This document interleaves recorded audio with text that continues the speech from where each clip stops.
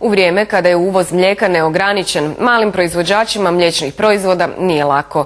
No postoje i pozitivni primjeri gdje su mali proizvođači uspjeli pronaći put do kupaca. Projekt nazvan ZG Sirek, Zagrebački friški kravlji sir, okuplja OPG-ove sa zagrebačkog područja i pomaže im u plasiranju proizvoda. Zagrebačkom Sireku nije trebalo mnogo da pronađe put do kupaca, zahvaljujući upornosti pojedinaca i pomoći stručnjaka. Jedna od najzaslužnijih je Romina Zadravec i njezina obitelj, ali i Zagreb i Zagrebačka županija. U suradnji sa gradom Zagrebom osnovali robnu marku ZG Sirek, znači Zagrebački friški kravlji sir. A što se tiče Zagrebačke županije, ona nam je opet pripomogla u promoviranju kao cesta sira.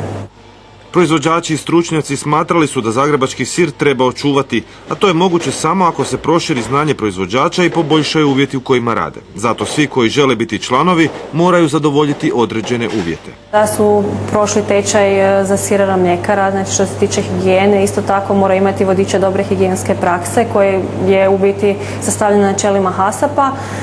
Zatim mora imati vlastitu sirovinu, znači vlastito stado, vlastito mlijeko i znači proizvoditi na tradicionalan način. Nema pasterizacije toga mlijeka i isto tako podvrgnuti smo nenadanim kontrolama, znači kada dolaze uzimaju nam uzorke ili iz proizvodnje ili iz naših prodajnih mjesta.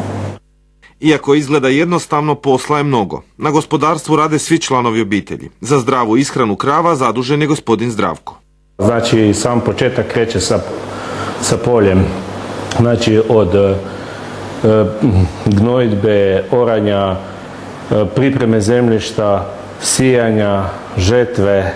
Danas imamo trenutno 15 muznih krava, od kojih dobivamo dnevno oko 300 litara mlijeka. Najviše se preradi u svježi sir i vrhnje, jer ipak je ovo naše područje friškog sira. Zagrebčani su navikli na to, to je tradicionalna zagrebačka hrana. Na zagrebačke tržnice dolazi oko 500-tinjak kumica iz Zagrebačke županije, a većina ih prodaje upravo svježi sir i vrhnje. Zagrebački Sirek pronaći ćete na tržnicama u Utrinama, Španskom, Dubravi, na Jarunu i Dolcu.